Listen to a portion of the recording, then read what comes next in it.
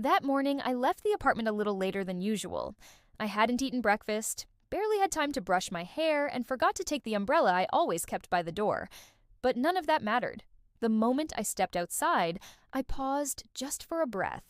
The air was crisp, and for the first time in what felt like weeks, the spring sunshine broke through the endless clouds that hung over Portland like a wet curtain. It was warm, not the suffocating warmth of summer, but the kind that wrapped gently around her shoulders, whispering that maybe, just maybe, today wouldn't be so bad. I walked faster, clutching my tote bag, checking the time. Only 2 minutes left before my shift at the pharmacy began. Luckily, it was just a few blocks away, tucked between a bakery and an old hardware store. As I passed the trees lining Hawthorne Boulevard, I noticed tiny green buds breaking through the winter gray branches. Birds were chirping, strangers smiled at one another. It felt like the world had finally exhaled. "Good morning. You're glowing today." My coworker Lisa greeted me as I pushed through the door. "Let's see if the customers let me keep that glow," I joked, slipping into my white coat. I headed straight to the front to assist the early rush, the usual parade of elderly regulars stocking up on prescriptions just in case. I didn't mind. There was a rhythm to it, and I liked knowing I was helping people. Then my phone rang. I excused myself and answered quickly, thinking it might be Michael. Instead, a deep male voice greeted me. "Hello, is this Julia Dawson?" "Yes." "Who's calling?" "This is Brian Simmons. I'm Michael Dawson's supervisor." The smile on my face vanished. "What happened?" "There was an accident at the site. Your husband was hurt. He's been taken to Portland General." My heart dropped. I could barely speak. "Is he alive?" "Yes, but you should get there now. I didn't even hang up properly." I turned to Lisa, my hands trembling. "I have to go. It's Michael. There was an accident." She didn't ask questions. "Go. I'll cover for you." And just like that, the sunshine disappeared. The drive to Portland General felt endless, though I was barely aware of the streets flying past my window. My fingers gripped the steering. Well, so tightly they turned white. I kept replaying the man's words over and over. Your husband was hurt. Hurt how? Hurt where? Why was he even on a job site? Michael was an architectural designer. He spent his days drafting plans, meeting with clients, arguing over zoning permits, not hauling drywall, or climbing scaffolding. None of this made sense. By the time I ran through the automatic glass doors of the ER, my lungs were burning, my legs shaking. At the reception desk, I barely managed to say my husband's name. Michael Dawson. I think he was brought in just now. The nurse nodded. He's in surgery. Trauma team took him back about 30 minutes ago. Surgery. I sank onto the nearest chair like the floor had vanished beneath me. My ears buzzed. My heart was pounding so hard I could barely hear what she said next. Something about signing papers and waiting upstairs. I nodded. I signed. I followed blindly. And then came the silence. That awful, endless hospital silence, the kind that makes the tick of the clock sound like a drumbeat. I sat alone in a waiting room with beige walls, plastic chairs, and a vending machine that hummed louder than it should. Every 5 minutes, I checked my phone. Every 10, I stood up to look down the hallway. 2 hours passed, then 3. Eventually, a man in scrubs walked toward me. He looked exhausted, his hair flattened under his surgical cap, his eyes red behind his glasses. "Mrs. Dawson." I stood up so quickly I nearly knocked over the chair. "Yes, I'm here. Is he?" "He made it through surgery." The doctor said, "Your husband suffered a serious spinal injury. A large section of construction material collapsed and struck his lower back." "Will he be okay?" I asked. "Will he walk?" The doctor hesitated. I saw it in his eyes before he spoke. We stabilized him. We relieved the swelling. That part went as well as we could have hoped. But it's too early to know about long-term mobility. There's a chance of paralysis. My mouth opened, but no words came out. I didn't cry. Not yet. I just stood there frozen, staring at the man like maybe he'd say something different if I waited long enough. He's resting now. We'll know more when he wakes up. He gave a small practice smile. I nodded, somehow managing to thank him. When he turned and walked away, I finally sat back down and broke. My hands covered my face, and the tears came fast and hot. The sunlit morning felt like a lifetime ago. They let me see him the next morning. I hadn't slept. I'd spent the night curled up in one of those awful waiting room chairs. My neck stiff, my back aching, my mind stuck in a loop of worst-case scenarios. But the moment the nurse told me he was awake and moved to recovery, I stood up and followed her without a word. He was in a private room now, clean, white, and too quiet. Machines beeped gently in the background. He looked pale, thinner somehow, like the accident had drained something more than blood from him. His eyes fluttered open as I stepped in. "Julia," he said weakly. "I'm here," I whispered, rushing to his side. I took his hand, cold and heavy in mine, and kissed his forehead. "How do you feel?" I asked, though I already knew the answer. Michael didn't respond right away. He looked down at the blanket covering his legs. Then he looked back up at me, his expression clouded with something I couldn't quite read. Shame? Fear? Maybe both. "I can't feel them," he finally said. "My legs. I can't feel anything below the waist." The words hit like a brick. I held my breath, blinked, and forced my voice to stay calm. "It could be the anesthesia," I said, my thumb brushing his hand. "The doctor said it's too soon to tell. You just had surgery. These things take time." "I asked the nurse," he whispered. She wouldn't say much, just kept repeating that the doctor would explain everything later. But I know something's wrong. Really wrong.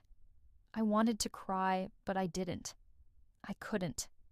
I leaned closer and said what I needed him to hear, even if I wasn't sure I believed it yet. "We're going to get through this. You're not alone. I'll do whatever it takes to help you walk again, Michael. I promise." He nodded barely, then closed his eyes again. I stepped outside to make the calls. The first one was to Natalie, our daughter. She was still in college, nearly 100 miles away, and I didn't want to panic her, but she needed to know. She cried softly, then offered to come home. "No, sweetheart, you focus on your studies." "I've got this," I told her, pretending my voice wasn't shaking. The second call was harder. "Agnes," the moment I explained what had happened, her voice sharpened. "I'll be on the next bus. Someone needs to take care of my son." I tried to protest, but it was useless. She was coming. At exactly 7 a.m. the next morning, the doorbell rang. I opened the door, still in my robe, hair damp from a half-finished shower. And there she was, Agnes Dawson, standing tall with a suitcase in one hand and a garment bag in the other, like she was checking in for an extended stay at a hotel. I took the earliest Greyhound," she said without greeting. "He needs me." Before I could say a word, she brushed past me into the apartment, her perfume trailing behind like a warning. She dropped her bags by the hallway closet and began scanning the living doorbell rang. I opened the door, still in my robe, hair damp from a half-finished shower, and there she was, Agnes Dawson, standing tall with a suitcase in one hand and a garment bag in the other, like she was checking in for an extended stay at a hotel. I took the earliest Greyhound," she said without greeting. "He needs me." Before I could say a word, she brushed past me into the apartment, her perfume trailing behind like a warning. She dropped her bags by the hallway closet and began scanning the living room with a disapproving frown, as if sizing up all the ways I'd failed since the last time she visited. "I'll take the guest room," she announced. "Or rather, that couch, since you never thought to have a proper space ready." I bit my tongue. "Can I make you some coffee?" "No need. I brought my own grounds. Yours is too weak." I forced a smile, nodding like this wasn't already unbearable. By mid-morning, I'd called the pharmacy and requested a few days off. My manager was understanding. Thank God. I didn't tell her the real reason wasn't just Michael's condition, but that I suddenly had to manage a second patient, one who didn't take kindly to silence or boundaries. At the hospital, Agnes transformed. She marched into Michael's room like a general, inspecting her troops, smoothing his blanket, adjusting his floor, scolding the nurses for not answering call buttons fast enough. Within an hour, she had memorized the names of the entire floor staff and barked them like orders. "This mattress is too firm. My son has a spinal injury, not a paper cut," she snapped at one parade. I tried to step in to soften the edges, but it was like chasing a storm with a broom. "Every time I spoke," she countered.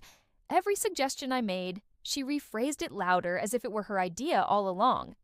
Michael lay there, silent, eyes bouncing between us like a man watching a tennis match he never wanted to attend. He never intervened.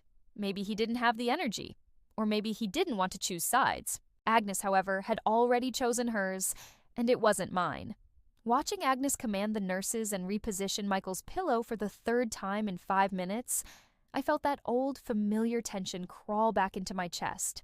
The kind that never really left, just buried itself under years of forced smiles and swallowed retorts. It wasn't always like this. Actually, that's not true. It was always like this. From the moment Michael first brought me home to meet her, I knew I wasn't what she wanted. I had dressed carefully, brought a bottle of wine, even baked a pie from scratch because Michael said his mom loved homemade things. She didn't even touch it. She looked me up and down and said, "So, you're the one." Small town girl with big dreams. Is that it? I laughed awkwardly, thinking she was joking. She wasn't. Agnes never bothered with subtlety. Every dinner, every visit, she found new ways to remind me I wasn't part of their world. Her tone carried the kind of passive aggression that felt more like a scalpel than a knife. Precise, sharp, always leaving a mark. But the worst moment came one night just before Michael proposed. I couldn't sleep. I got up to grab a glass of water and overheard them in the kitchen. The lights were off, but their voices carried.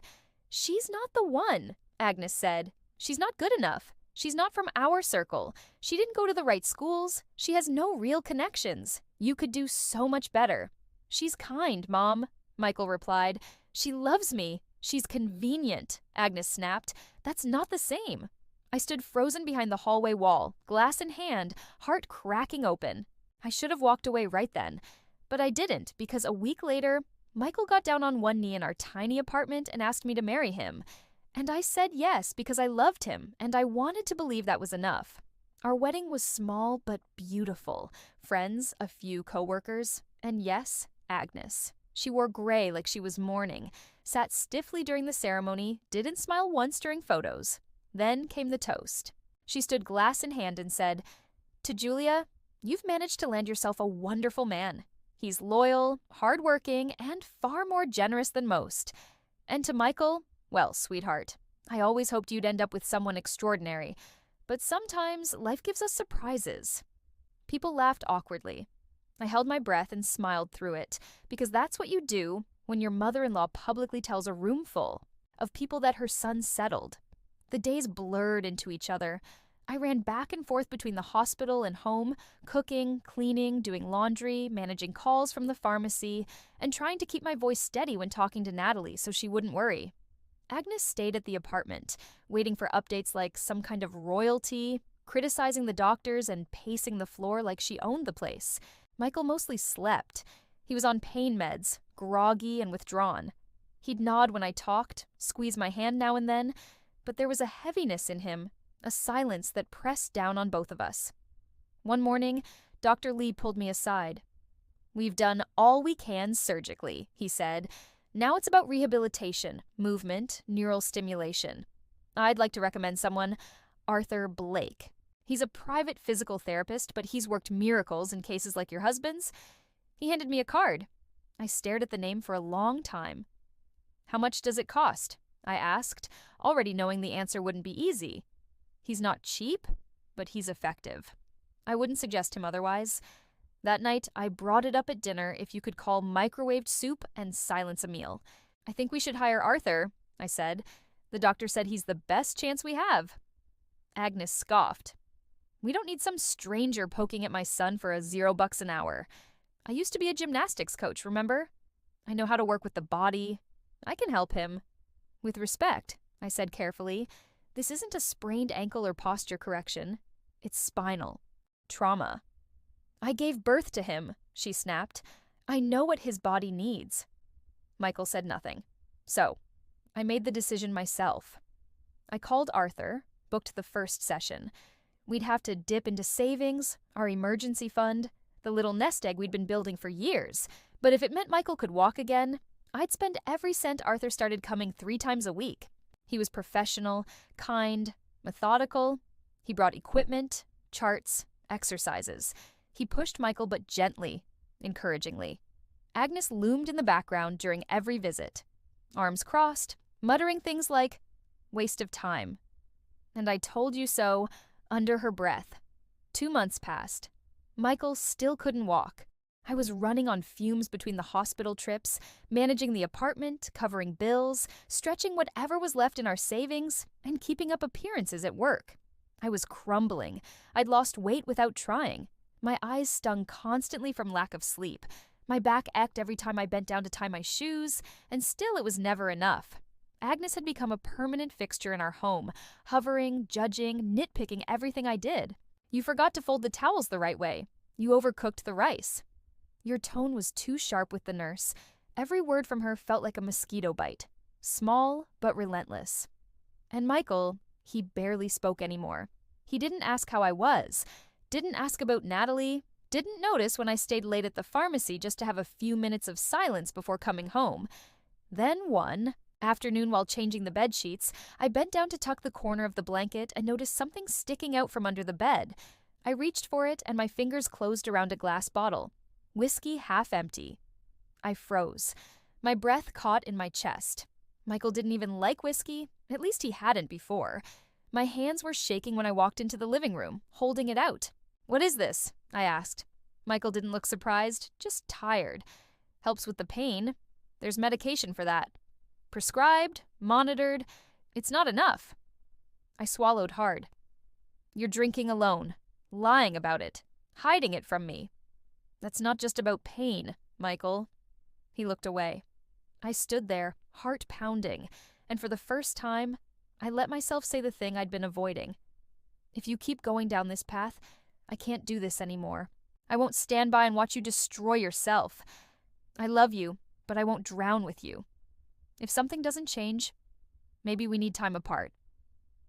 There was a long silence. Then Agnes's voice cut through the air like a whip. "So that's it. You're giving up? Leaving him now when he needs you most? What kind of wife walks out on her husband when he's down?" I turned slowly toward her. "The kind who's been holding everything together while he gave up," I said. But even as the words left my mouth, I wasn't sure if I was angry or just heartbroken.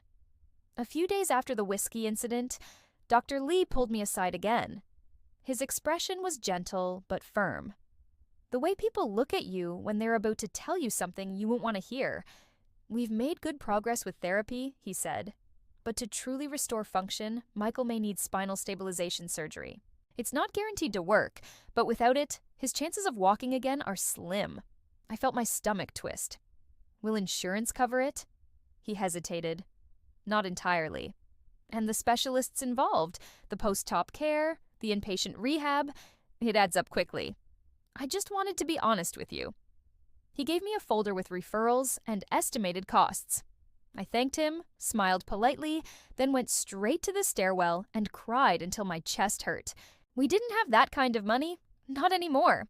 That night, after Michael had gone to bed and Agnes was holed up in the guest room, watching reruns on her tablet, I sat alone at the kitchen table and made a list. Expenses, bills, what was left in our savings. It didn't add up. So I did what I had to do. I started looking for a second job. Not something big, just something quiet, part-time. A few hours in the evenings, maybe weekends. I didn't care what it was. Cleaning, stocking shelves, anything that paid in cash or weekly checks. At the pharmacy the next day during my lunch break, a woman rushed in asking for painkillers. I handed her the bottle, and as she looked up to say thank you, we both froze.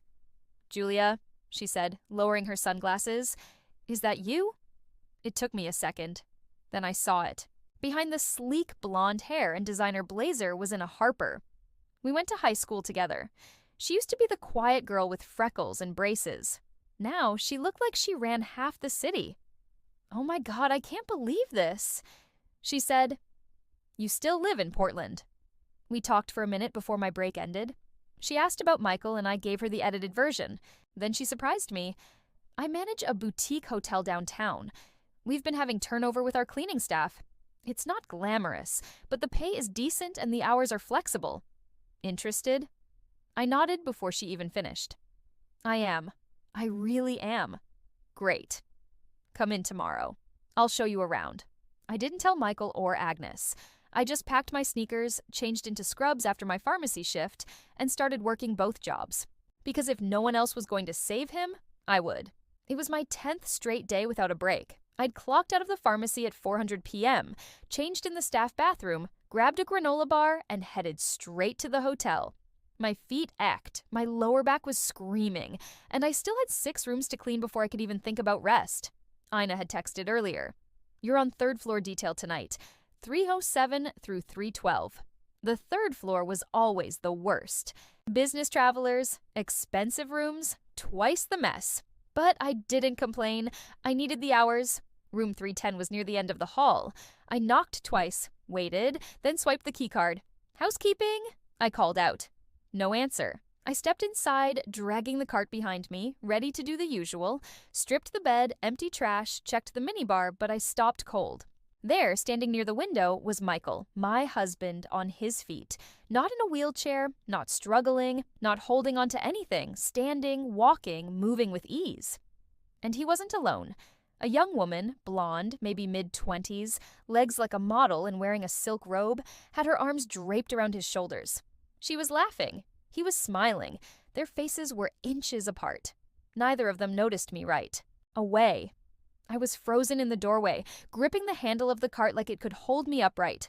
For a second, I thought I might be dreaming, hallucinating. Then Michael turned. His smile disappeared. Julia. My name in his voice snapped me back. I didn't speak, didn't scream, didn't throw anything. I just turned around and walked out fast, my breath caught in my throat, my chest tightening with each step. I didn't want him to see me cry. I didn't want to give him that. The elevator took too long. So, I ran down the stairs, out through the lobby, into the street. It was dark now. The air was colder than I remembered. And just like that, the worst night of my life began. I didn't get far, just a block down the street before I heard him behind me. His voice calling my name, his footsteps growing louder, faster. "Julia, wait. Please wait." I stopped, not because I wanted to, but because I needed to hear what kind of lie he was about to sell me this time. He jogged up beside me, slightly breathless, but very much functional. No cane, no brace, no limp, just a man who had been pretending to be broken. "Please," he said again, "it's not what you think." I stared at him. "Really?" "Because it looks a lot like you walking just fine in a hotel room with another woman wrapped around you." He raised both hands like a cop diffusing a standoff. Okay, I know how it looks, but it wasn't God. It wasn't about her. I laughed. Short, bitter. She's not the point. I asked, "No, I mean she is, but not like that." He took a step closer, his voice dropping. I needed to know if you'd still love me, if you'd stay. I was scared, Julia. Scared that if I couldn't walk, you'd leave. I blinked. "Zoet, you let me believe you were paralyzed. You let me take care of you, work 2 jobs, give up everything just so you could test me." He flinched. "Arthur helped more than we expected. I was walking again weeks ago, but I wasn't ready to tell you. I thought if I told you too soon, maybe you'd walk away anyway. I needed to be sure." I shook my head, mouth dry. "And the girl?" I asked. His eyes dropped. "Alyssa, she's the daughter of my old boss. I was trying to get my job back. She offered to speak to her dad on my behalf. That's all." I stared at him in disbelief. "That's all. She was practically draped over you. She said that's how her father listens." He muttered, I didn't do anything."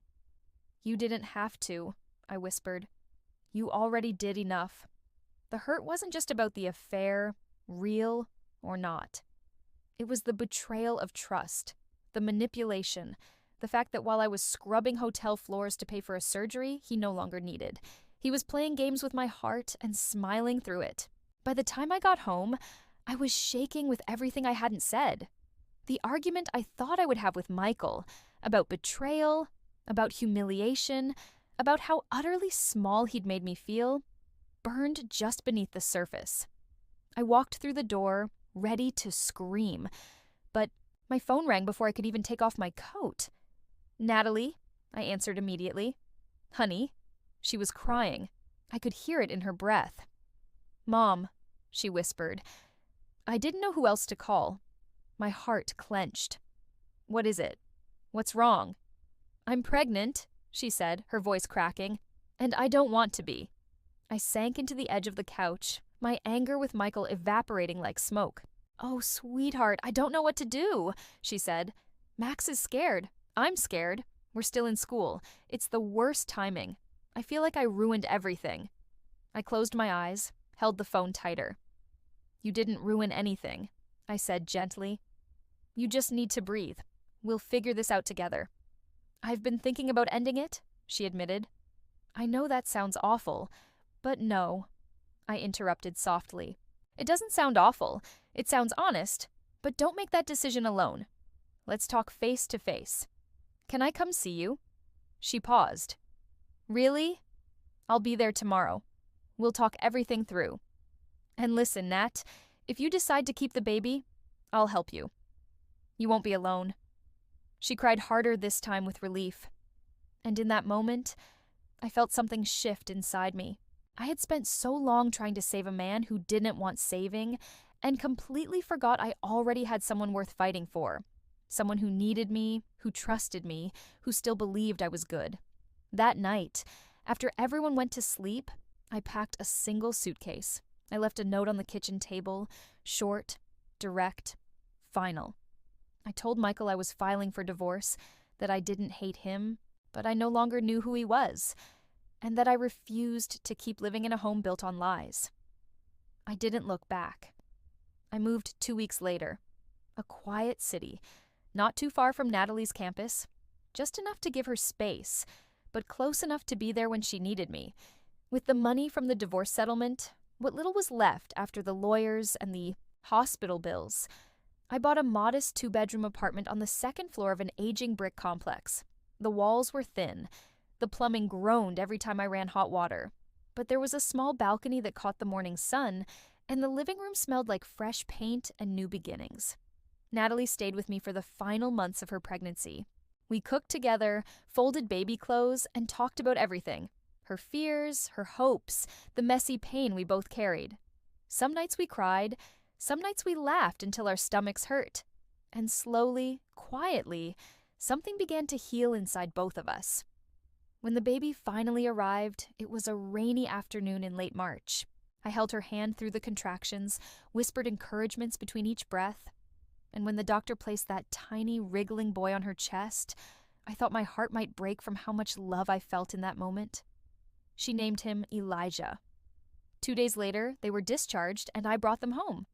That morning, I stood by the window, rocking Elijah in my arms. He was warm, soft, impossibly small. Outside, the rain had finally stopped. Pale sunlight spilled through the thin curtains, casting a golden haze across the room. Natalie was asleep in the next room, exhausted but peaceful. And me?